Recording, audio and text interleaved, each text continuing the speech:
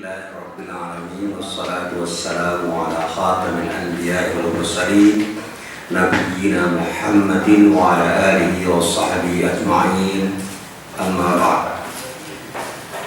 Bapak-bapak dan ibu yang saya hormati, alhamdulillah pada malam hari ini Allah masih berkenan memberikan kesempatan pada diri kita untuk bermuajalah. Kita bisa bertemu secara fisik untuk bersama-sama belajar, dan mudah-mudahan aktivitas kita yang kita laksanakan hingga saat ini benar-benar menjadi aktivitas yang mendapatkan ridho dari Allah Subhanahu wa Ta'ala. Bapak-bapak dan ibu-ibu yang saya hormati, sebelum saya sampaikan materi ini, sedikit saya berilustrasi dalam proses belajar kita. Kita ini sering ingin mendapatkan dua hal. Yang pertama tahu, dan yang kedua mengenal. Nah, dua kata itu di dalam kajian keislaman itu seringkali dibedakan. Ketika kita belajar untuk tahu, maka yang kita cari itu ilmu. Ketika kita ingin mengenal, maka yang kita cari itu adalah ma'rifah. Dan penjelasan tentang ilmu dan ma'rifah itu memang berbeda. Ketika orang itu belajar untuk tahu,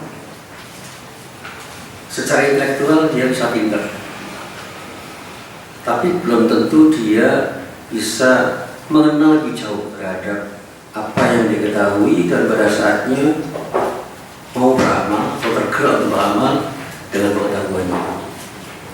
Satu contoh yang paling sederhana, banyak orang barat mengenal Islam tetapi tidak mengamalkan. Bahkan tidak usah orang barat, ada enggak orang yang tahu Islam tetapi justru mereka itu melanggar aturan-aturan Islam? Saya kira koruptor itu tahu kalau korupsi jelek, tetapi dia dengan serta-merta enak saja melakukan korupsi.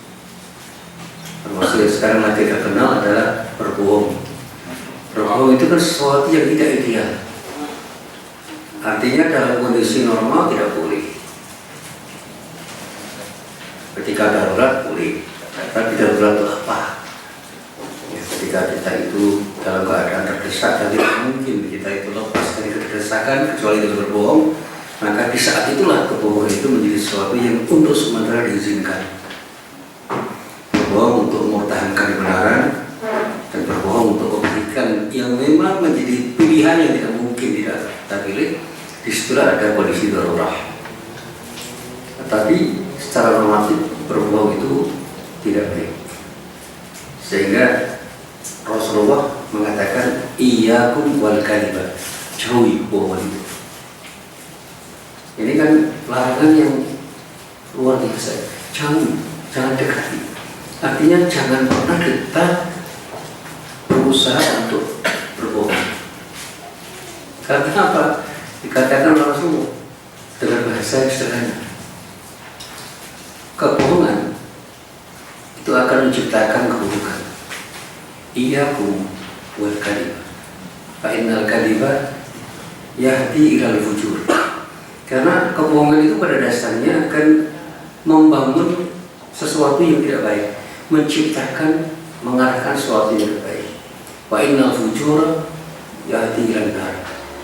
Dan ketidakbaikan itu yang akan mengarahkan kita ke neraka. Sebaliknya Rasulullah menganjurkan dengan ajaran yang sangat, alaikum bisidqi fa inna sidqa yahdi ilal bir wa innal birra yahdi ilal jannah. Kamu wajib jujur, karena kejujuran itu yang akan mendatangkan kebaikan, dan kebaikan yang terjadi sebagai akibat dari kejujuran itu yang mengantarkan Anda ke surga. Maka kalau kita belajar dari sifat Rasulullah, sifat paling mendasar dari apa yang dimiliki Rasulullah itu adalah as-sidqu, sidik. Dari sidik itu kemudian dia menjadi orang yang hebat. Dari sidik kemudian muncul sikap amanah. Dan kemampuan dia secara intelektual melahirkan sikap patronat.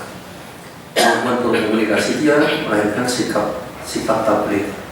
Sifat yang melekat pada Rasulullah, tabligh, patronat, amanah, dan sidik itu melekat pada dirinya, dan kemudian lahirlah perilaku-perilaku yang terpuji, sehingga Rasulullah itu menjadi uswah hasanah karena punya akhlak mahmudah. Nah, Rasulullah itu apa? Hanya tahu Islam? Tidak. Beliau betul-betul mengenal dengan sangat mendalam terhadap apa yang disebut Islam itu, sehingga syariat Allah itu melekat di dalam dirinya. Bahkan ketika Aisyah istrinya ditanya tentang akhlaknya Al-Quran, al-Qur'an Rasulullah, itu menjawab dengan bahasa sederhana, khuluquhu Al-Quran.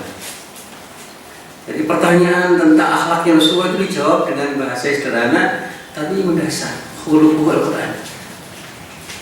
Akhlaknya Al-Quran itu. Jadi ketika Anda ingin melihat Al-Quran yang hidup, lihat Al-Quran. The living Quran itu adalah sebutan untuk Muhammad yang pada saat itu orang-orang tadi katakan, kalau Anda ingin melihat Quran yang hidup, lihatlah Muhammad Rasulullah, nabinya orang-orang Islam. Jadi ada keteladanan yang luar biasa karena Rasulullah itu sudah membudayakan Quran di dalam dirinya, sehingga Quran itu membumi di dalam kehidupan sehari-hari. Karena dia punya ma'rifah terhadap Al-Quran. Ma'rifatul Quran ini luar biasa. Dan bagaimana Rasulullah itu berdekatan dengan Allah luar biasa, takarrub luar biasa, karena dia punya ma'rifatullah. Dia tidak hanya tahu Allah, tapi mengenal betul Allah. Jadi sampai pada ma'rifat. Makanya di dalam kajian-kajian keilmuan, orang yang alim itu kalah dengan orang yang arif. Karena orang yang arif itu adalah orang yang tidak hanya tahu ilmunya, tetapi benar-benar mengamalkan ilmunya secara proporsional, sehingga tutur katanya betul-betul proporsional, perilakunya proporsional, selaras dengan ilmu yang dia miliki, sehingga begitu dia itu punya ilmu tentang Islam, maka keberislamannya lahir di dalam ucapan dan tindakan. Itu orang arif. Di sebelah saya arif. Hebat dari alim.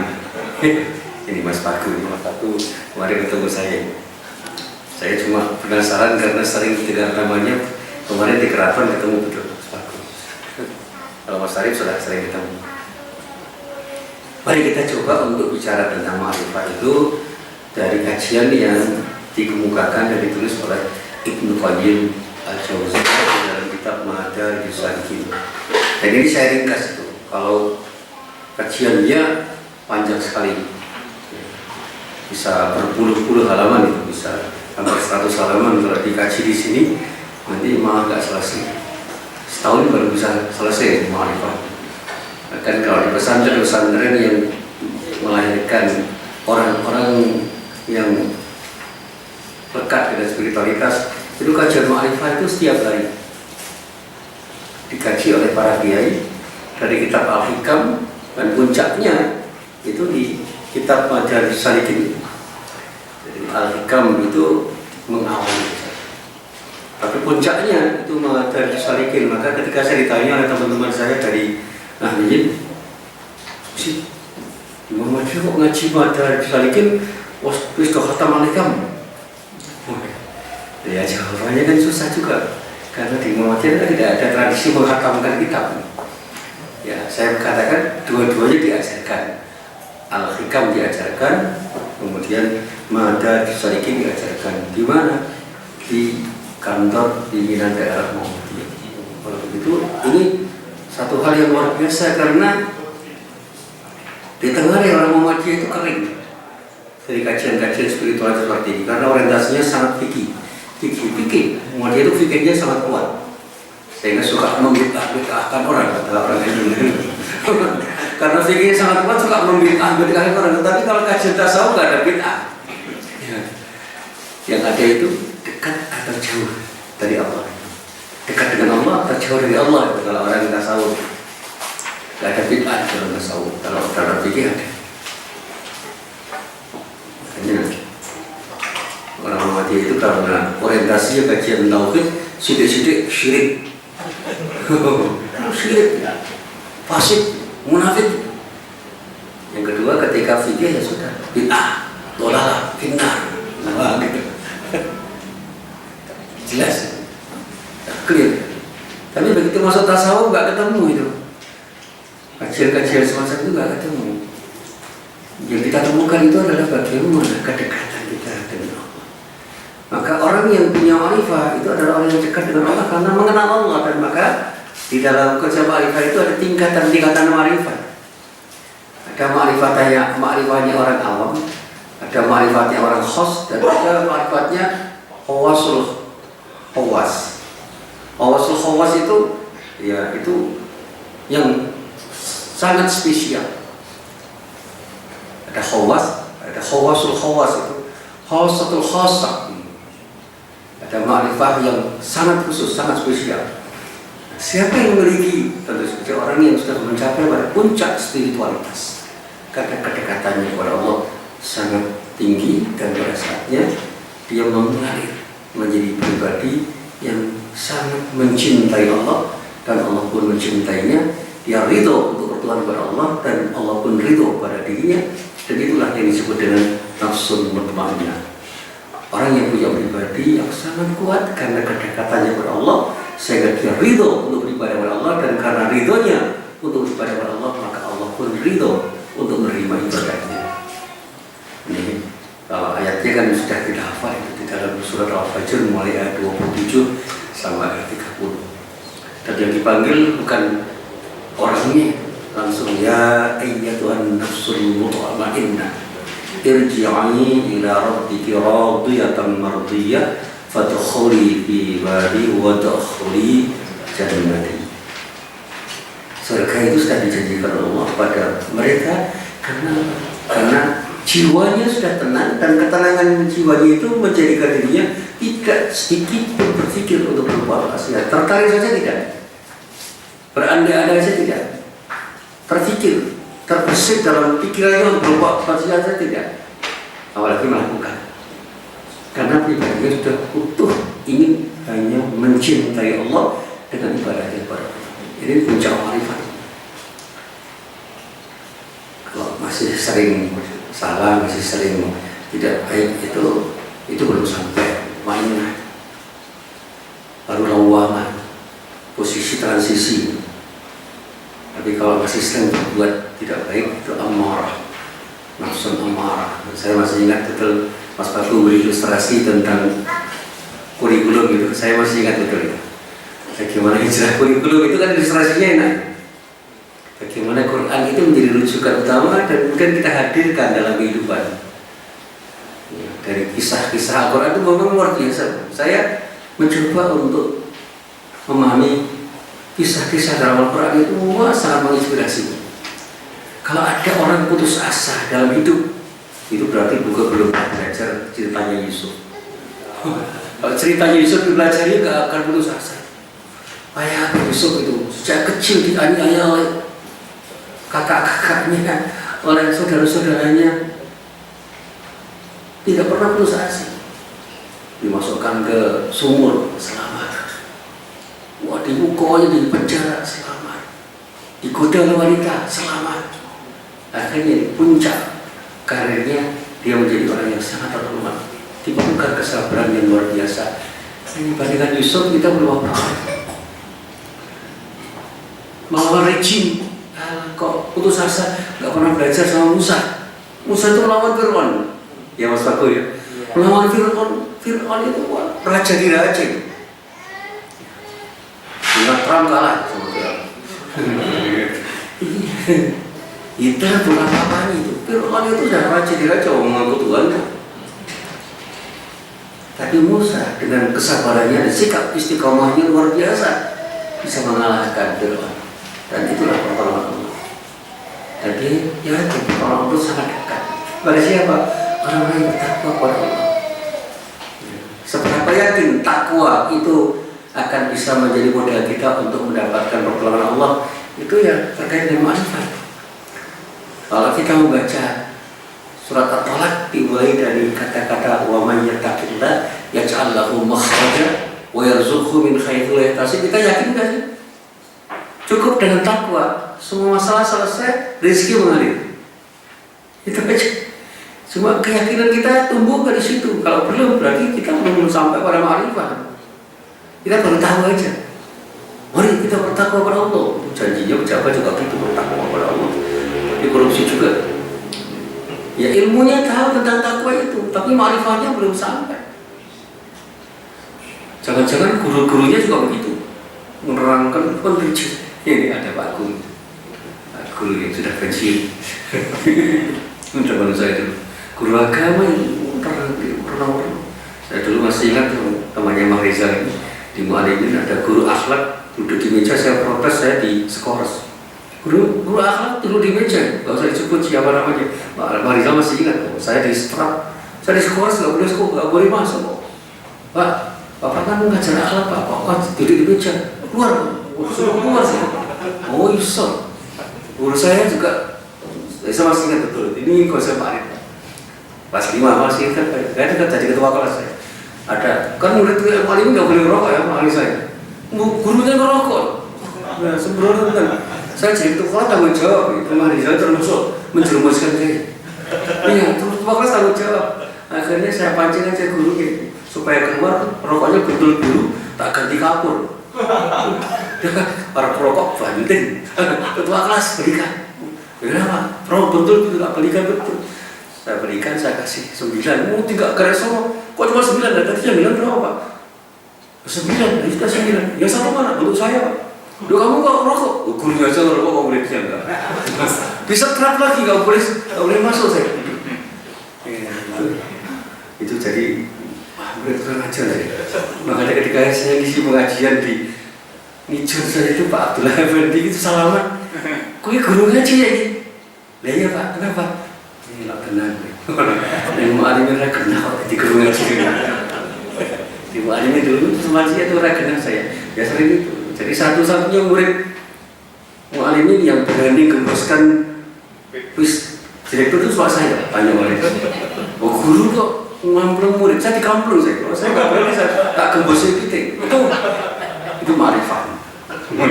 Saya ngerti, guru kok ngamplung murid, beri contoh yang baik. Tak gembos gitu, tak dilok. Laporan.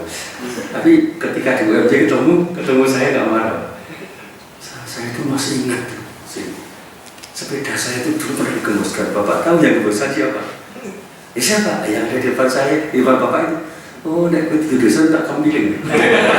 Dosen saya juga dosen gembos kipit dulu. Jadi mungkin untuk jadi ustadz itu perlu beli dulu atau enggak? Resepnya enggak tahu ya. Nah, ini cerita perjalanan hidup. Nah, termasuk cerita ma'rifah. Itu dalam kajian tasawuf ternyata tidak hanya memerlukan pengalaman intelektual, tetapi mengharuskan dengan adanya pengalaman spiritual. Jadi kalau kita hanya belajar secara intelektual itu tidak akan sampai pada ma'rifah. Kita harus terjun menjadi orang yang mengalami. Jadi kalau yang terjadi itu hanya pengalaman intelektual itu paling tahu.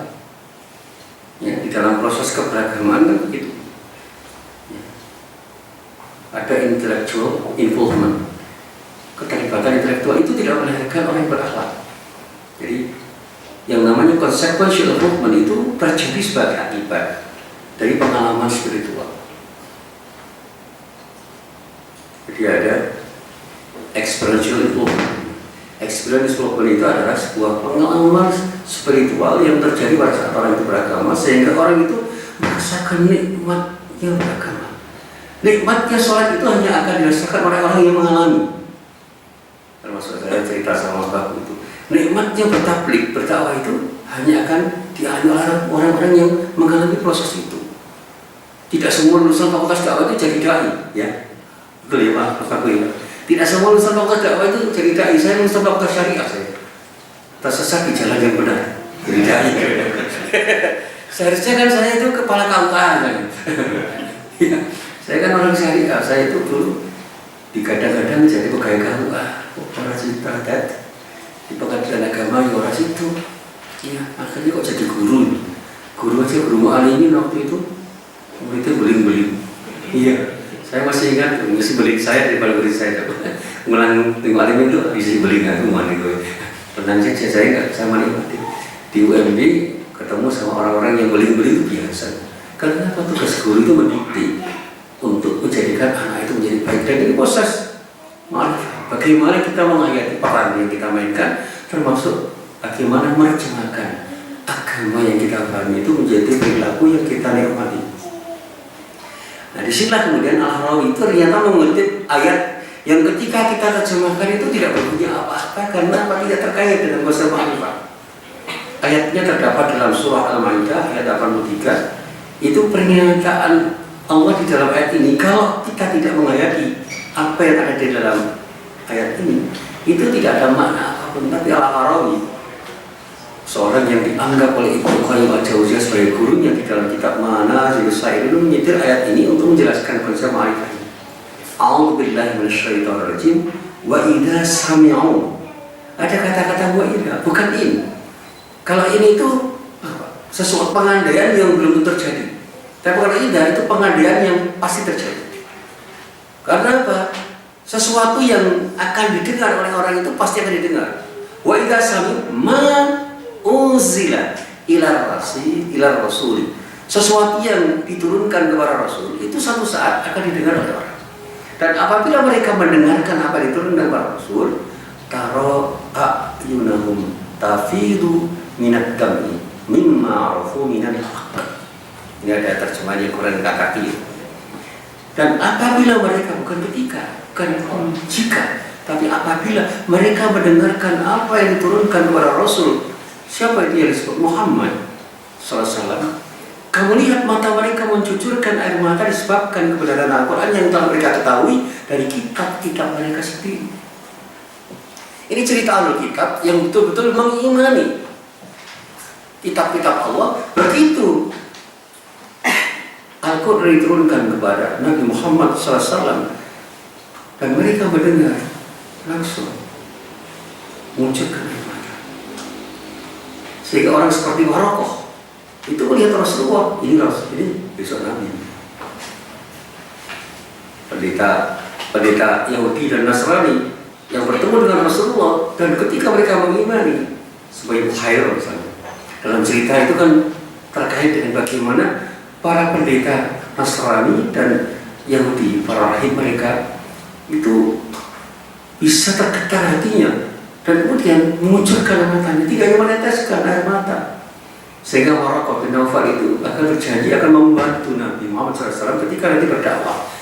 Cuma sebelum Nabi diutus, Waraqah bin Nawfal sudah meninggal. Nah, sekarang kita coba untuk kita bayangkan, di ketika kita itu mendengarkan ayat-ayat Quran itu menangis nggak? Mengucurkan mata nggak? Neteskan mata nggak? Banyak orang yang ketika ayat Quran dibaca itu malah ngomong sendiri. Iya, bermoga-moga. Ya, kalau orang Muhammadiyah itu betul-betul punya pribadi seperti ini, luar biasa. Pengajian kebar dan anteng. Pengajian sering kebar, pengajian akbar, tapi ngomong sendiri. Apalagi konsumsinya itu luar biasa. Ngopi bareng. Ini temannya Marisa sekarang lagi ngopi bareng. Itu datang. Di sana nggak pengajian dan tidak baca Quran. Itu kayu memang. Tapi kalau betul-betul kita mengkaji Quran, kita menangis kan? Ya kita harus jujur. Kita menangis kan? Apalagi kalau para politisi kita itu betul-betul seperti ini, luar biasa. Indonesia itu menjadi badatun thayyibatun wa rabbun ghafur, betul. Ini ma'rifah. Ini sudah ma'rifah. Yaquluna Rabbana amanna faktubna masyahidin. Bahkan komentarnya luar biasa ini. Saya berkata, ya Tuhan kami telah beriman, maka catatlah kami bersama orang-orang yang menjadi saksi atas kebenaran Al-Quran dan kenabian Muhammad SAW. Ini kata Al-Harawi yang mengutip ayat ini, dijelaskan di dalam kitab Manazilus Sa'irin dan kemudian dikutip oleh Ibnu Qayyim al-Jauziyah di dalam kitab Madarijus Salikin. Nah, membaca kitab ini, kita akan bisa memahami seberapa jauh pengalaman intelektual dan pengalaman spiritual orang semacam Ibnu Qayyim al-Jauziyah. Sehingga tulisannya itu menjadi tulisan yang mengalir menjadi tulisan yang menceritakan pengalaman pribadi. Saya masih ingat betul cerita tentang penglihatan keagamaan dari Asma Nadir, penulis novel. Quran itu menginspirasi banyak hal, termasuk ketika dia itu menulis dan mulai tulisannya itu jadi film dari seorang ibu yang mau dipoligami. Itu dia tidak marah, tetapi berempati. Ternyata ada tangisan ibu tetapi juga senyum. Lalu diterjemahkan, ya, kenapa ibu itu menangis sekaligus tersenyum? Yang pertama, dia menangis karena hatinya tersayat karena suaminya mau punya istri. Tapi yang kedua, dia tersenyum karena apa? Dijanjikan surga oleh suaminya. Kalau kamu mau menerima suamimu berpoligami, surga bagimu. Hanya menjadi surga yang tidak diharapkan oleh dia. Kemudian ditulis di dalam sebuah novel yang kemudian difilmkan. Jadi kan, jadi poligami itu kan surga yang tidak diharapkan oleh ibu-ibu. Ini kerja ibu-ibu. Surga ya surga. Makanya ada teman saya yang berpoligami, tanya sama istrinya, yuk kita ke surga yuk. Caranya gimana? Biarkan saya berpoligami, ya, cari surga yang lain aja. Surga yang lain aja. Amal soleh masih banyak. Tidak harus poligami ya, ternyata ibu-ibu itu artinya masih belum bisa menerima. Makanya saya ditanya oleh ibu-ibu Aisyah itu, saya katakan begini, ibu-ibu, sesuatu yang mengubah itu tidak harus diamalkan karena harus ada pertimbangan maslahat dan mafsadah. Menurut ibu-ibu, poligami itu cenderung bermaslahat atau mafsadah. Mafsadah, ya kan, itu nggak usah. Gitu. Kamu itu nggak usah. Tapi ada laki-laki mengatakan dulu haruan, mana langsung dipakai sebuah orang kali. Tapi karena forumnya ibu-ibu ya harus begitu. Gimana mau saya sepakat bu, orang sepakat sendiri. Karena istri saya juga ikut dulu. Sepakat bu, sepakat, bagus itu. Jangan seenaknya sendiri. Rasulullah itu tidak hanya berpoligami, tapi bersikap adil terhadap istri itu susah. Karena kalau kita mencontoh Rasulullah dari poligami itu tidak ma'rifat yang muncul. Yang mau poligami itu dikasih kita Rasulullah, ya. Tetapi akhlak Rasulullah yang mengitari apa yang dilakukan itu yang juga harus dilihat. Kalau orang sekali Rasulullah berpoligami itu insya Allah siap. Tapi kalau saya, Mas Arif, Mas Rizal ini Pak, kita ruangan ya. Belum pantasnya. Jadi saya masih ingat Mas Fatur kemarin ngaji itu semangat sekali. Jangan main-main mencontoh Rasulullah itu. Kita harus lihat komprehensif. Masih ingat betul ya. Harus utuh itu melihat Rasulullah itu, jangan parsial, jangan terpotong-potong. Kalau terpotong-potong nanti malah pengamalannya jadi nggak karuan. Ya, contoh Rasulullah kok harfiah. Rasulullah itu menikah pertama dengan janda, umur 25 menikah dengan janda 40 tahun. Apakah ketika kita menikah dengan perawan itu salah? Tidak itibak Rasul. Ya kasihan kalau semua itibak Rasul, perawan apa? Ayo, semua tadi janda kok. Bahwa untuk menjadi janda itu syaratnya kan pernah nikah, kan begitu. Janda dicari gitu. Ya sudah, kalau dapatnya janda, alhamdulillah.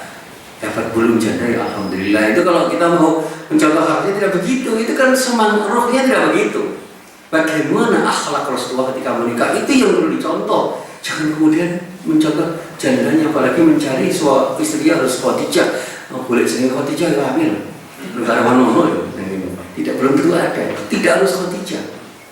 Akhirnya ketika saya ditanya oleh teman-temannya Marisa itu, Pak Musin, pisah Pak Musin untuk mendapatkan istri itu gimana? Saya itu selalu berdoa dalam sholat saya. Ketika habis sholat selalu berdoa, ya Allah berikanlah saya istri sholihah. Berkali-kali saya berdoa begitu, tidak dikabulkan Allah karena saya dapatnya bukan sholihah, rawiyah. Istri saya rawiyah. Berdoa sholihah terus kok diberi rawiyah sama Allah. Ya mudah-mudahan rawiyah yang sholihah. Ini nggak pernah ketemu sholihah saya. Anak walimat yang sholihah ada ya namanya sholihah. Pernah tepung, pernah kenal saya. Ini kan sama-sama aktif di alumni mu'alim gitu. Cuma yang di antara 3 orang teman saya akrab yang dapat walimat cuma saya. Ya termasuk yang gagal ini. Barangkali gagal. Ini produk mu'alimin yang gagal karena tidak dapat mu'aliman. Tapi bisa mengembangkan sayap karena bisa dapat di luar mu'aliman. Gue itu mau komunikasinya begitu, saya itu tidak bisa mengembangkan sayap karena dapatnya mu'aliman. Istri saya mu'aliman, istri mahasiswa bukan. Jadi kalau ketemu sama istri mahasiswa tidak berwawasan gitu. Jadi mu'aliman apa? Kamu istri tidak berwawasan itu mu'aliman. Ya orang popo tuh, waduh nih, bujumu gagal lah. Bujumu gagal ya. Saya kalau sama istri mahasiswa nggak apa-apa. Gak akan tersinggung kalau mau begini. Ini karena teman akrab aja. Istri mahasiswa juga kenal baik dengan istri saya. Jadi kalau gue, iya Pak Husin, alhamdulillah. Apa-apa ya? Alhamdulillah. Orang rekor-rekor, mau rekor-rekor orang rekor-rekor. Yo, artinya kita pertemuan itu kita yakin bahwa ada pengalaman spiritual yang pada saatnya saya alami pada waktu itu. Termasuk cerita sekolah saya di Mu'alim itu pengalaman spiritual yang luar biasa, dan kangen saya pada Mu'alim ya karena saya pernah seperti itu. Ketika saya ke Mu'alim itu saya masih ingat itu tempat-tempat pojok-pojok yang sekarang berubah. Di mana di situ saya agak beling itu saya masih ingat. Angin gak ada yang beli ya Ustaz. Orang popo. Iya, itu masa lalu dan penuh dengan cerita. Berarti saya orang Kauman. Nah, beliau ini kan menantunya orang Kauman. Istrinya masih famili sama saya, jadi Mas Ari. Jadi ngerti betul anak Kauman seperti apa. Karena anak Kauman orang beling di rada aneh. Turunan Quraisy. Baik, kita teruskan dulu. Ini ilustrasi yang dikembangkan oleh Al-Kharawi itu sebenarnya rumit sekali. Ini saya coba bahasanya saya pampatkan, saya sederhanakan begini. Al-Kharawi itu mengatakan kalau kita melihat orang yang sudah mencapai ma'rifah itu ada 3. Ya, derajat ma'rifah juga 3. Sehingga orang yang masuk dalam al-ma'rifah itu dibedakan dalam 3 kelompok. Kelompok yang pertama itu masuk dalam ma'rifah, sifat, dan jim, dan karakternya. Ada karakter-karakter ma'rifah dan sifat-sifat yang melekat pada diri orang itu. Ya, yang paling tinggi ialah yang disebutkan berdasarkan risalah, yang kesaksian-saksiannya muncul dalam ciptaan karena melihat cahaya dalam kesendirian dan kebaikan kehidupan akal untuk menanamkan pikiran. Ini bahasanya saya sederhanakan saja sudah rumit. Ya. Kesaksian-kesaksian ini juga muncul dalam kehidupan hati dengan pandangan yang baik antara pengagungan dan i'tibar. Ini merupakan ma'rifat orang awam atau ma'rifatul ammah yang syarat keyakinan tidak bisa terhibur kecuali dengan hal-hal ini. Ada 3 sendi yang melandasi orang dari ma'rifat bagi orang awam. Yang pertama, penetapan sifat dengan nama tanpa ada penirupaan. Allah itu punya sifat apa? Al-Alim. Allah itu Maha Tahu. Tapi tidak usah dibandingkan dengan manusia. Alimnya manusia itu terbatas. Alimnya Allah tidak terbatas. Qadir, Maha menentukan, Maha kuasa. Kekuasaan Allah tidak terbatas, kekuasaan manusia terbatas. Jadi jangan pernah diserupakan. Sehingga orang yang mengerti sifat Allah itu tidak akan pernah menyamakan dengan sifat manusia. Allah Maha bijaksana, Al-Hakim. Tidak mungkin sikap bijak Allah itu terbatasi. Pada manusia itu terbatasi. Artinya apa? Tidak mungkin sifat-sifat Allah itu diserupakan dengan sifat-sifat manusia.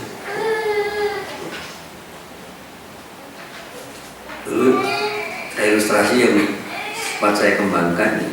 Pertanyaan dari para Mutio Anatatur, seorang penulis yang sangat elitis tetapi agak kekiri-kirian, itu bertanya pada Andi Hakim Nasution. Waktu itu masih doktor, belum profesor. Ketika mengisi di IPB ada pertanyaan. Pertanyaannya itu sederhana. Pak Andi, apakah Tuhan kita berkuasa? Wah, jelas. Kemudian apakah Tuhan kita itu Maha Tahu? Jelas. Apakah Tuhan kita itu Maha berkehendak? Iya, jelas. Apakah Tuhan kita itu Maha besar? Jelas. Kemudian dibuat kontradiksi yang luar biasa oleh dia. Mungkin nggak Tuhan kita itu menciptakan batu yang lebih besar daripada dirinya sehingga dia tidak tahu cara mengangkatnya? Sehingga kontradiksi itu. Kalau tidak tahu cara mengganti, dia nggak tahu dan tidak berkuasa. Kalau dia itu menciptakan batu lebih besar, dia kalah besar dengan batu. Nah, besar itu kan volume. Apakah Allah itu harus diukur dengan kuantitas-kuantitas tertentu atau volume-volume tertentu? Besarnya Allah itu tidak terhingga. Artinya apa? Tidak bisa diukur. Pengetahuan Allah itu tidak terhingga, sehingga tidak bisa diukur kualitasnya. Kemahakuasaan Allah itu tidak bisa diukur. Sehingga ketika Allah mau menciptakan apapun yang menciptakan, itu tidak bisa diatur oleh manusia sebagai makhluknya. Serahkan kepada Allah. Dan kalau Allah sampai menciptakan sesuatu yang lebih besar daripada dirinya, dalam arti Allah itu kalah besar dan dia tidak tahu bagaimana cara mengangkatnya, itu bodoh. Dan yang bodoh itu bukan Tuhan, karena Tuhan Maha Tahu. Yang bodoh itu manusia, jahil. Jadi jawabannya, ya Allah nggak mungkin bodoh. Kalau bodoh bukan Allah. Allah tidak mungkin tidak berkuasa. Kalau tidak berkuasa bukan Allah. Allah tidak mungkin kalah besar dengan yang lain, termasuk kalau berkuasa baik secara kuantitatif maupun kualitatif. Sehingga kekuasaan Allah, kebesaran Allah dan pengetahuan Allah itu melampaui makhluknya. Itu yang harus kita pahami. Ya.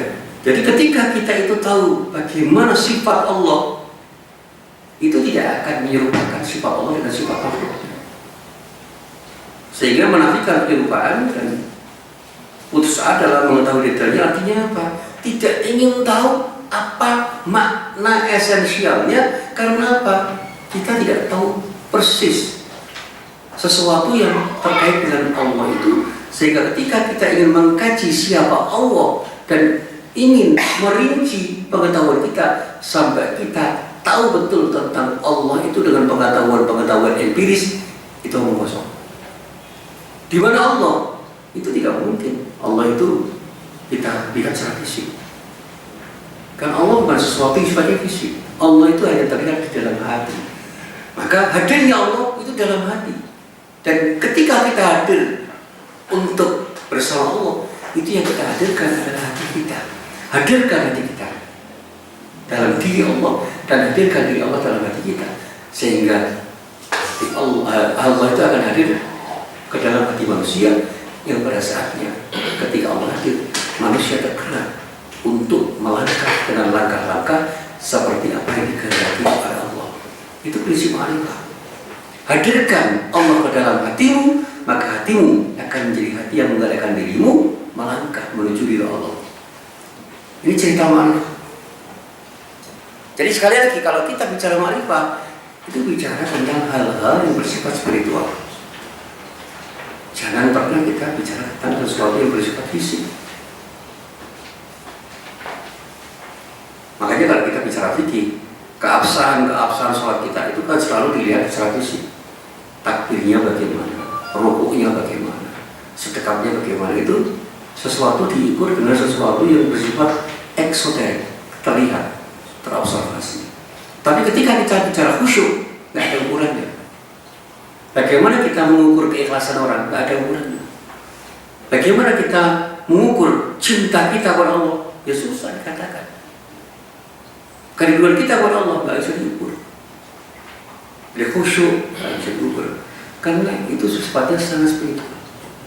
Spiritual seorang itu nggak bisa diukur. Kita mau mengukur keimanan seorang yang nggak.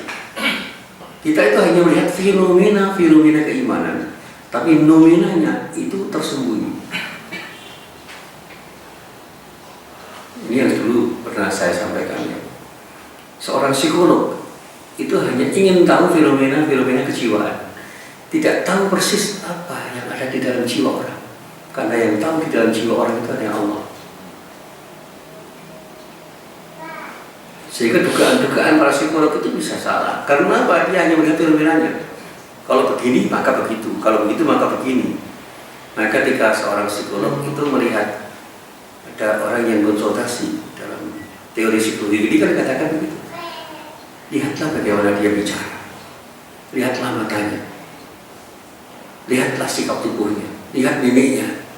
Itu adalah pertanda yang bisa kamu pahami. Tapi apakah pemahaman psikolog itu 100% benar belum tentu, karena orang bisa bersembunyi dari apa yang dia tampilkan. Dan ini nggak usah dikembangkan ke masalah politik seperti yang terjadi pada Ratna Sarumpait, itu nanti malah bias. Saya tidak dalam kapasitas bisa bercerita tentang itu. Cuma ketika saya ditanya, saya nggak akan menjawab. Masih banyak yang lebih penting untuk kita kaji selain itu. Karena kalau sudah peristiwa politik itu terjadi, itu menurut apa yang saya pahami ya, selama saya belajar itu tidak ada peristiwa tunggal. Pasti ada gandeng jenengnya, ada konteksnya. Jadi tidak tiba-tiba orang itu begitu dan begini, dan seolah-olah tidak ada sesuatu yang melatar belakangi dan tidak ada sesuatu yang diinginkan. Ya, dalam dunia politik itu semua punya makna, sehingga ada sebab yang melekat dan pada saatnya ada yang menuju. Peristiwa Ratna Sarumpait itu pasti ada sesuatu yang ada di balik itu. Itu dalam peristiwa politik, itu tidak dalam kapasitas saya untuk menjawab, dan saya tidak ingin menjawab karena terlalu rumit untuk menjawab. Yang tahu ya Ratna Sarumpait sendiri lah. Tentu saja Allah, kita serahkan pada Allah, itu aja. Ya, mudah-mudahan kalau ada polisi di sini nggak usah tanya. Saya baru 2 kali ketemu polisi itu karena intel polisi tahu saya dan saya tahu dia. Assalamualaikum, wah tugas nih bang, dia mau foto-foto tugas ngaji dan nyatet. Dia nyatet, saya yang ngaji. Nah, kalau ini dicatat malah bingung polisi ini. Ini dibocok Kapolres saja nggak bisa. Kapolres, Kapolda nggak bisa baca begini. Tuh, kok karpi. Bahasanya kan bahasa kasar. Nggak bisa baca dari Salikin orang. Nggak pernah bahasa tasawuf, bocor dari Salikin orang dong. Iman. Baik, teruskan. Nah, berkaitan dengan ada 3 perbedaan dan ciri dan sifat yang perlu kita pahami. Yang pertama, ciri itu disertai dengan perbuatan yang baru. Sedangkan sifat merupakan perkara yang tetap bagi kita. Artinya sifat itu melekat dalam pribadi. Kalau ciri itu menyangkut indikator yang bisa kita maknai karena ada sesuatu yang kemudian tampil menjadi sesuatu yang dipahami orang. Ini mau balik yang radikal. Wah, ini kan polisi mengidentifikasi Mas Paku itu radikal atau tidak. Karena ini ada ciri-cirinya. Tapi dia tidak bisa, polisi nggak bisa memahami keberadaan dia. Seorang mau balik betul itu nggak bisa. Dia hanya melihat ciri-cirinya ketika dia mencermati apa yang dia katakan di dalam khotbah-khotbahnya, di dalam ceramah-ceramahnya. Tetapi ada apa di dalam dirinya? Itu yang paling tahu adalah Allah. Yang paling tahu. Dan kadang-kadang kan mubalik juga harus tampil sesuai dengan permintaan publik, ya kan? Jadi tidak harus sama antara ketika kita ngaji di tempat orang awam dengan di tempat kaum intelektual. Ya kalau ngaji di sini pas ngaji tasawuf ini kan harus serius tuh. Kalau celayaan seperti ketika kita naik pengajian akbar kan nggak nyambung. Kalau ibu-ibu diajar pengajian ini kok harus hidup, untuk kafe. Jadi terus semua ibu-ibu dia yang penting lucu, pengajiannya bagus nggak? Bagus. Termasuk tadi Pak Widodo termasuk itu pun mau sih jenengan juga kayak kulo, kenapa? Rata-rata malam Selasa, aku bentang diundang kali mana kok? Saya sudah hampir setahun ini nggak pernah dihubungi di mana ini. Kulo masa pernah diundang kalau nonton ini kau jadi ceramah Senin ini kok betul? Mungkin tuh. Langsung Pak Tinggi kan, mau sih, dengan saya itu 10 kok, nanti bentuk teman ini, hampir tidak, wali kau PP belum tua cabang, lalu ketua PCM Keraton ini kau PP apa? Abdurrahman Kamal PP, Bunda Ilyas PP, yang kalau tidak PP yang minimal Abnan, kan karena ada kepentingan itu di mualim ini ditampilkan kalau Abnan tampil di pengajian ranting malah orang nyambung, iya, apalagi Pak Syafi'i Ma'arif, itu ngajar. Dia malah stres yang diceritani malah radong ngomong ya saya kalau dengar Pak Syafi'i itu saya membayangkan ini ibu-ibu yodro ya nggak apa-apa, ibu-ibu itu tugasnya balik elek-elek seperti saya nih ya, balik jelek-jelek saya Mas Pagu itu ibu-ibu ya, kan saya ketemu, nah ini untuk ibu-ibu konsumsi ibu-ibu cocok gitu, karena apa yang penting lucu gitu, merasa serius-serius. Tapi kalau di PDM ngaji baik di Baitul Hikmah, kajian kita materi selikin lucu, itu malah tidak nyambung. Karena apa? Nggak ada materi. Ada teruskan dulu. Sifat-sifat yang berhubungan dengan zat tidak bisa dijelaskan dengan istilah ciri seperti wajahnya, seperti apa, tangannya, kakinya, dan jarinya. Karena apa? Apa yang ditampilkan itu belum tentu apa yang sesungguhnya. Itu lain dengan komputer. Komputer sekarang menjanjikan what you see is what you get. Apa yang Anda lihat, itu yang Anda dapatkan. Artinya apa? Anda tak akan pernah kecewa dengan komputer yang Anda beli. Tetapi ketika kita melihat seorang itu belum tentu apa yang dia tampilkan itu adalah dia yang sesungguhnya. Karena apa? Ada tampilan kosmetikal untuk pencitraan. Apalagi masa kampanye begini, ini perlu dengan pencitraan. Tidak ada yang gagal dalam upaya saya untuk membangun daerah ini. Cuma ada yang kurang berhasil. Podo wae. Ada yang kurang berhasil lah ya, podo wae. Bupati, wali kota, yang lain-lain itu kampanye Pak Lurah aja begitu. Sekarang ada pemilihan lurah di Bantul. Yang ingin kamu nonton, mana yang gagal? Karena pembangunan itu berkelanjutan. Memang ada yang belum selesai. Artinya gagal belum selesai. Targetnya itu 4 tahun harus sudah jadi, kok 4 tahun malah mangkrak, itu belum berhasil. Tapi karena bahasanya harus santun dan kemudian untuk mencitrakan diri belum bisa membangun karena waktunya belum cukup, ya beri waktu saya 4 tahun lagi, insya Allah semua selesai. Ya udah boleh orang. Wah, jadi pencitraan. Dan politik pencitraan sekarang masih laku dijual di mana-mana. Jadi wajah, tangan, dan kaki dan serta jari itu tidak akan bisa mengatakan sesuatu yang sebenarnya. Sifat itu merupakan makna yang meliputi apa yang disifati, sehingga wajah tidak disebut sebagai sifat. Apakah orang yang wajahnya ceria itu betul-betul peramah? Belum tentu. Belum tentu. Apalagi ketika orang bicara ikhlas, ikhlas teman, ikhlas betul. Apa yang bisa kita katakan tentang ikhlas? Karena ikhlas itu harus teruji betul. Makanya kemarin saya, termasuk saya dimarahi orang. Di Muhammadiyah itu perlu ikhlas, iya. Tapi kalau instansi Muhammadiyah itu tidak membayar guru-guru Muhammadiyah dengan gaji yang benar, itu boleh. Ikhlas itu urusan gurunya dengan Allah. Jangan kemudian karena jargon ikhlas kemudian mengeksploitasi guru-guru Muhammadiyah, itu boleh. Saya kan termasuk dulu guru malim. Guru malim itu harus ikhlas, iya Pak, tapi dibayar. Orang dibayar juga oleh tenan, oleh tenan. Saya kan guru malim itu dulu. Dulu waktu saya di Malim kan gajinya tidak jelas, tapi jelas digaji. Ini lecet toh. Sekarang kan guru-guru Malim udah duwe mobil, duwe rumah. Kata saya itu udah duwe mobil, rumah guru Malim. Sekarang dulu ketika zaman saya sama Marisa itu guru Malim dia kelihatan tenan gajinya seanaknya kok. Iya, bayarnya seanaknya, gajinya seanaknya, kok ikhlas terus nih. Di proses itu dolim itu. Iya, saya kata dolim. Sementara guru-guru di SMA dia satu wis udah duwe motor. Guru wali ini doleh-doleh. Kon mulang sing apik kok. Guru gak bervisi kok mulang apik, muridé tengah asrama mangane tahu tempe. Ya kan? Saya masih ingat dulu di asrama ya, kalau bola-bali tahu tempe dipaku. Protes ora dipangan dipaku tempe. Gurunya nesu-nesu. Kok tahu dipaku gimana? Pak, mau sekali-kali ya daging apa-apa tahu terus. Kon pinter kon ngapake Quran kok nggo tahu. Wah, ulangannya tahfidz Quran, maning tahu tempe, kapan le hafal? Ngapal lagi hadis suka banget, ngapal lagi taklil, ngapal lagi macam-macam itu. Tasrifan, ngapal lagi dan apa di sini dipakani tempe tahu maksimal gerek. Itu dolim itu. Iya, saya dulu angker iso-iso fa'ala juga ini tasawuf ini. Fa'ala ya pun fa'alan lah itu istilahnya. Wah. Di bulan bahasa Arab ngelangan. Bahasa Arab ada tempe garis itu separuh, segole mateng. Nah, gimana itu dolim, nggak bisa itu. Saya bilang, tapi dimarahin. Tapi ya nggak apa-apa. Nah, ciri adalah apa yang muncul dari sifat dan yang memang menonjol. Yang diketahui orang muslim, semua orang bisa tahu ciri-ciri seperti itu, tapi itu tidak menunjukkan sifat. Karena sifat itu melekat pada orang yang belum tentu akan tampil menjadi sesuatu yang terpaksa.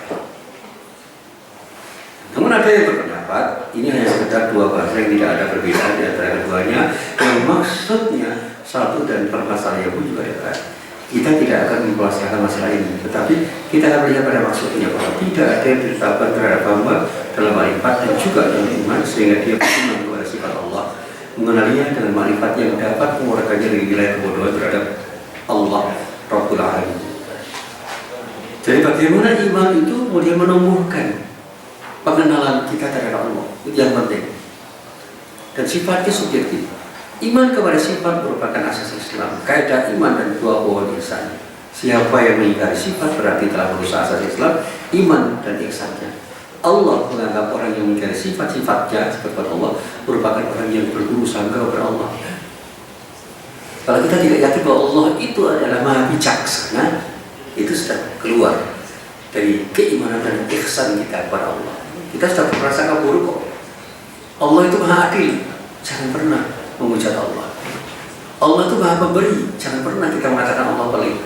Allah itu selalu akan mengabulkan doa kita, jangan pernah kita mengatakan Allah tidak akan pernah mengabulkan doa kita. Kalau kita berdoa dan tidak terkabulkan pada saatnya, kita harus tahu bahwa ada sesuatu yang salah yang belum kita penuhi untuk berdoa. Jangan-jangan memang pribadi kita belum pantas diberi sesuatu menurut apa yang kita mau. Atau ada sesuatu yang melekat pada kita sehingga kita memang belum pantas diberi sesuatu. Makanya berdoa kepada Allah tidak boleh memaksa. Ya Allah, berikanlah saya jodoh sekarang juga. Kalau tidak, awas. Wah, itu kurang ajar. Ya Allah, berikanlah saya yang terbaik. Makanya Rabbana atina fid dunya hasanah wa fil akhirati hasanah wa qina adzabannar. Itu doa yang paling netral. Mau diberi apapun, kapanpun, dimanapun, disyukuri. Itu. Dapat musibah seperti apapun, besarnya musibah, sabar. Selanjutnya tawakal kepada Allah. Itu sikap yang benar. Makanya ketika saya ditanya, apakah Allah sedang membenci orang paling dan dogaran? Jangan begitu. Allah itu bukan pembenci, Allah itu mencintai para hamba. Itu aja. Itu sapaan Allah dengan cintanya kepada orang-orang paling dan dogaran supaya segera mendekatkan diri kepada Allah. Itu aja. Jangan-jangan di sana ada yang salah yang perlu kita perbaiki. Jangan-jangan kita nggak tahu persis kok. Meskipun anak-anak Palu cerita Pak, di Palu itu banyak maksiat Pak, korupsi itu sudah terstruktur di sana Pak. Itu yang cerita anak-anak Palu mahasiswa. Katanya di sana ada prostitusi, tidak hanya ada Pak. Cerita LGBT di Palu itu bukan disapar jempol. Saya orang Palu Pak, dan saya jujur.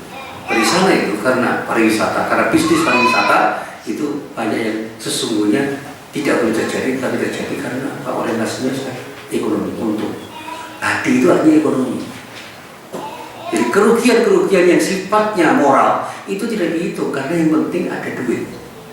Maka Tuhannya menjadi duit. Beritahu. Ini yang cerita anak-anak Palu seperti begitu. Jadi kita harus berempati. Ada orang Palu, enggak, saya cerita apa adanya. Justru saya ingin bersimpati kepada teman-teman di Palu dalam mengumpulkan sumbangan supaya mereka bangkit untuk berhijrah. Itu ini saya masih ingat bapakku. Hijrah, jangan malu-malu. Ayo kita perbaiki. Berantas prostitusi, berantas korupsi.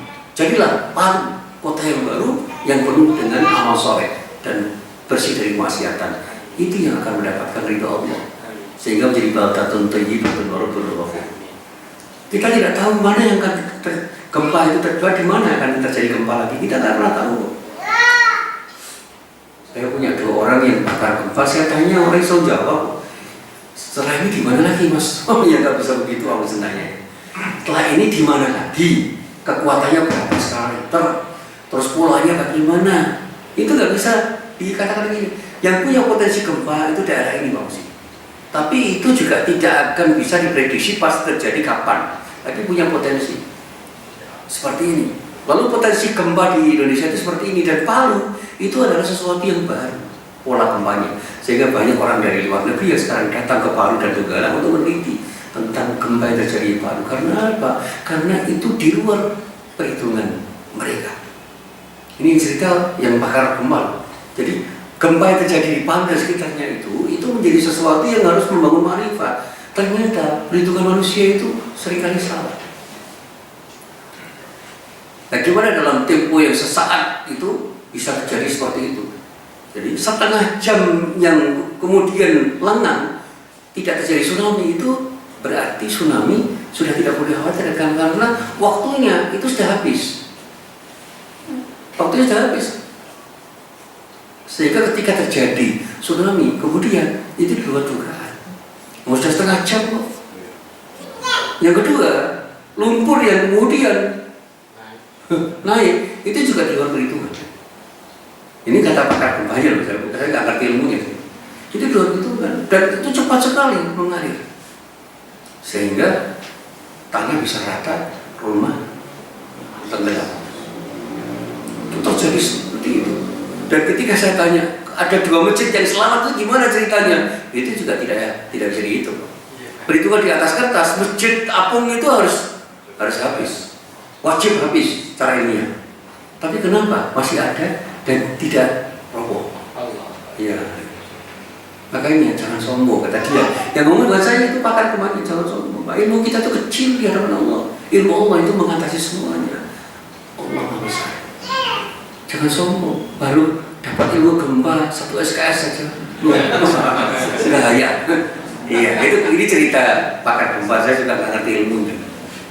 Apalagi kalau sudah cerita tentang teori-teorinya, kemudian ada rumus-rumusnya, saya nggak paham. Ini ngopo kartu itu, pakat gini, ketemu gini, angkanya sekian, ada simbol gini, kemudian ada letakkan. Ini kartu ngopo radem. Tapi cuma saya dengarkan, ini simpulannya apa? Simpulannya apa gitu? Simpulannya begini, simpulkan dulu. Itu seperti dokter cerita tentang penyakit itu, kalau terlalu banyak teori saya mah nggak paham. Penting simpulannya apa Pak Dokter? Simpulannya ini nah, seperti ketika saya dulu di sini pamit tidak ngaji itu kan saya kelelahan fisik. Ternyata saya salah di dalam makan sehingga bahasanya itu malnutrisi bahasa ilmiahnya. Tetapi kalau bahasa awamnya itu kurang gizi. Jadi lepas sebenarnya kurang gizi jadi. Ternyata saya itu lupa untuk makan makanan yang memang standar. Karena bukan saya waktu itu akreditasi kan, tapi sibuk sekali menyiapkan banyak hal itu, ternyata lali mangan, lali ngombe, akhirnya loro. Itu benar-benar kurang gizi, malnutrisi. Itu istilah ilmiahnya supaya sopan, malnutrisi. Yang jangan-jangan di awam itu kurang gizi, betul. Nah itu kan istilah-istilah yang seringkali membuat saya bingung. Monggo kita lanjutkan. Nah, sekali lagi, siapapun yang memakai sifat-sifat Allah, berarti telah merusak asas Islam, iman dan ihsan. Allah menganggap orang yang memiliki sifat-sifatnya merupakan orang yang berusaha kepada Allah.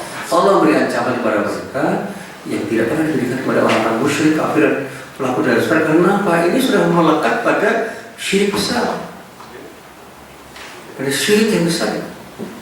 Dan firman Allah di dalam Fussilat ayat 34 ini menjelaskan saja ini. Ini kata jamnya, nggak usah baca.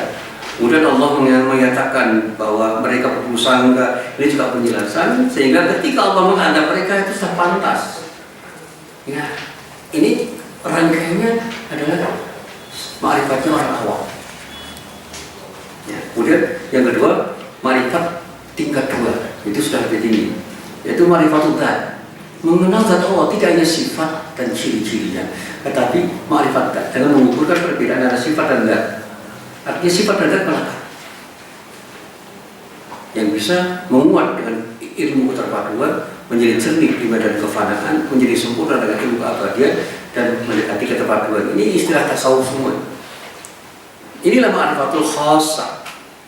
Jadi bagaimana orang itu betul-betul mengenal zat Allah yang memiliki sifat, meskipun zat itu sendiri tidak lepas dari sifatnya.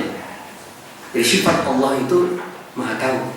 Jadi zatnya Allah itu paling tahu. Nah, ketika kita sudah mengatakan Allah yang paling tahu, termasuk gempa ini peristiwa apa? Allah yang paling ngerti, kita yang menduga-duga. Setelah itu apa yang terjadi kita nggak tahu. Termasuk orang awam sekarang kan dunia politik itu kan sedunia rupa rumit. Itu orang mengatakan mau sini, ini makin yang menansikan antara tangan karena terlalu rumit prediksi. Tetapi ketika saya dulu mengakhiri perdebatan tentang Ahok itu, dosen-dosen kami yang pro Ahok itu mengatakan itu nggak mungkin Ahok dikalahkan itu. Kenapa? Di atas kertas dia itu unggul di atas 70% kok. Apalagi Anies itu orang baru, saya katakan. Dengan kepada Allah semua bisa terjadi. Wah, Pak Musim itu mistis. Itu dianggap mistifikasi. Saya dianggap tidak ilmiah. Bahkan ketika saya mengatakan ada musibah sebagai akibat dari kemaksiatan itu tidak ilmiah. Saya katakan begitu, enggak apa-apa. Saya hakul yakin kok. Dan bukan tidak mungkin Ahok nanti kalah. Wow, itu Pak Mus itu dosen loh. Hati-hati, jangan begitu. Gak apa-apa, saya dosen tapi saya muslim. Dan saya iman kepada Allah. Ketika Allah menghendaki, semua itu terjadi. Begitu Ahok kalah, langsung saya WA. Gimana, apa jawabmu?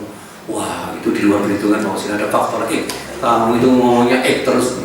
Faktor X, faktor itu faktor yang hanya diketahui Allah. Makanya beriman pada Allah itu syaratnya orang takwa. Yu'minuna bil ghaib, Anda belum bertakwa dengan yang gaib gak iman. Makanya jadi usul kami itu membangun ketakwaan dengan cara mengimani yang gaib. Jangan main-main kamu itu rasional.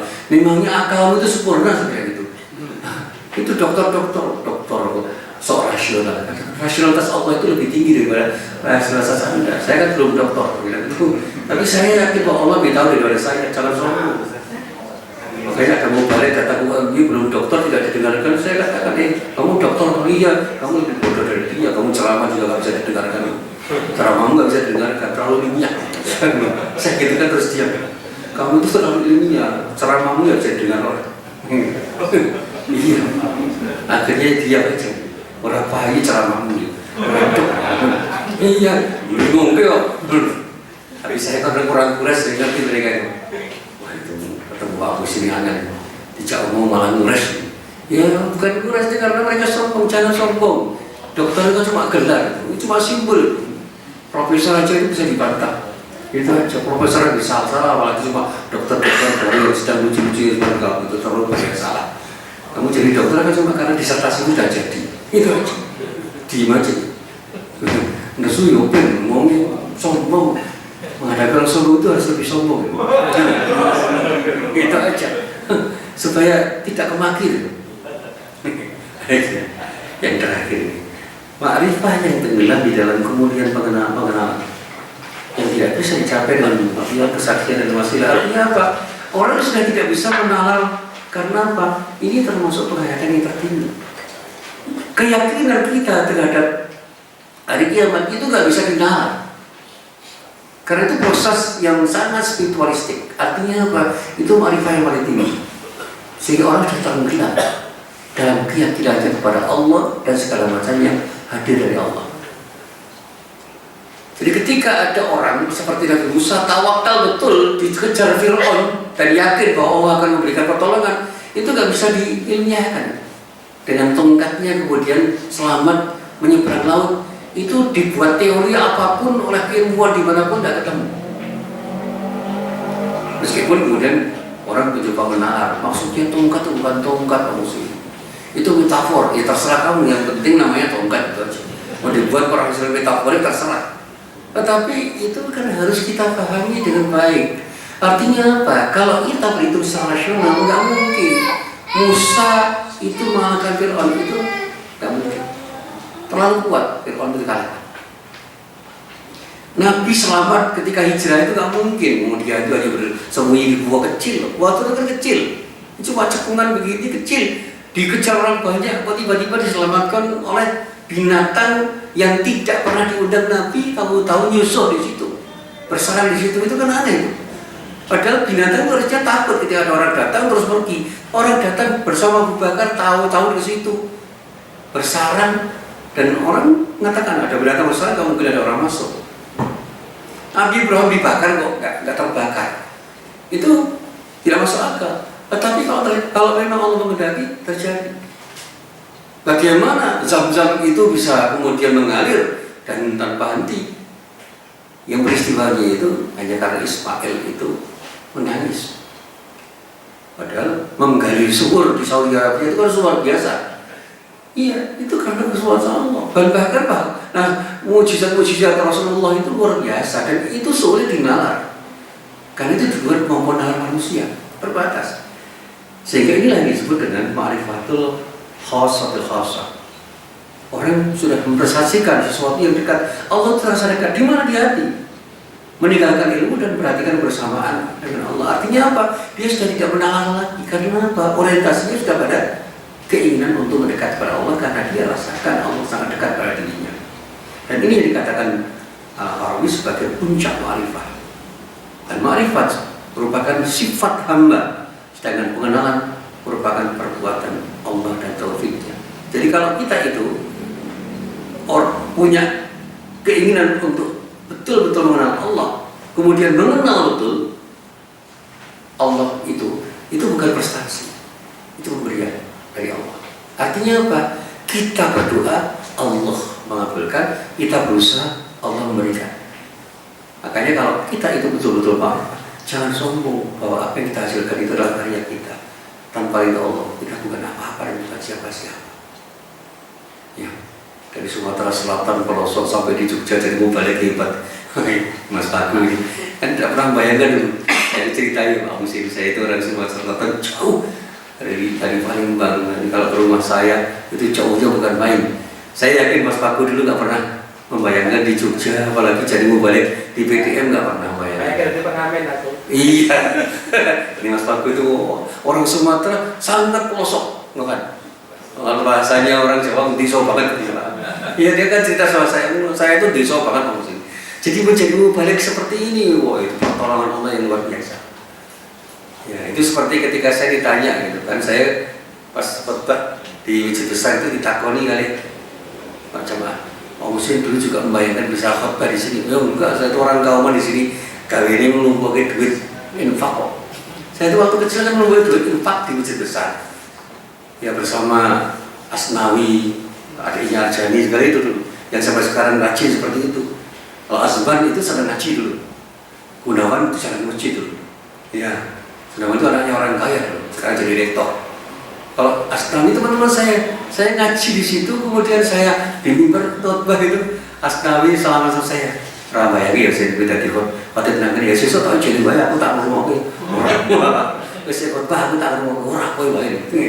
Ya saya nggak bisa membayangkan satu saat bisa khotbah di situ, karena saya itu mengagumi Pak HR ketika khotbah di mimbar itu. Luar biasa Pak HR pada itu bisa khotbah di Masjid Besar tanpa teks. Begitu bagi saya itu mustahil. Tanpa teks bisa ngomong. Ternyata begitu kita itu sudah bisa khotbah, nah teks malah ramlaku. Wah gitu malah. Khotbah itu kalau pakai teks malah nggak jalan, nggak berkembang. Tapi kalau nggak pakai teks itu malah mengalir. Gitu. Dan ternyata bisa. Nah, termasuk ketika saya di Mu'alimin, bayangkan guru-guru ini pintar-pintar banget mulang. Masa jadi dari guru itu ngerti deh, guru-guru jadi jadi orang pada wayang aku malah mulai bodoh. Yang diceritain gani, kok berani nih gue yang guru. Dibilang bahasa Arab, dibilang bahasa Inggris, dibilang sejarah Islam gitu. Itu ceritanya gani berani bahasa tak bocor diri, berani rapodo ada bukunya. Wah, gak pusing harus jadi. Pusing ada guru-guru yang ngamalin ini. Buku ini orang menunggu berarti rapodo. Bahasa saya sinau sendiri itu ternyata luar biasa. Artinya gini, makrifat kita kepada Allah itu kalau sudah sampai puncaknya, kita sudah tidak berpikir lagi tentang Allah, kenapa Allah hadir pada diri kita, dan pada saatnya kita mengalir menjadi Allah yang menikmati ibadah kita kepada Allah. Ya seperti ngaji seperti ini, kalau kita sudah menikmati itu nggak pernah berpikir Jambiro, iya. Karena yang penting menikmati, sehingga begitu mau pulang, jam 3:30 ya sudah, selesai. Tapi kalau kita itu masih mikir tekan Jambiro, itu belum menikmati, itu belum sampai ke marifat. Makanya sudah, ya termasuk ini Mas Mukhlis sama Mbak Rahma itu yang selalu hadir bersama dengan putranya itu, gak usah berpikir kapan rangkumi, pokoknya ngaji aja Mbak Rahma. Ya, ini murid saya. Ya Pak Rahma sama Mas Mukhlis itu pokoknya mikir ngaji saja. Termasuk ketika saya ngaji di mana-mana, ketemu Mas Paku tak mau gitu. Termasuk saya mengapresiasi bagaimana beliau menceritakan tentang arti pentingnya hijrah kurikulum. Itu saya cermati, bagus juga.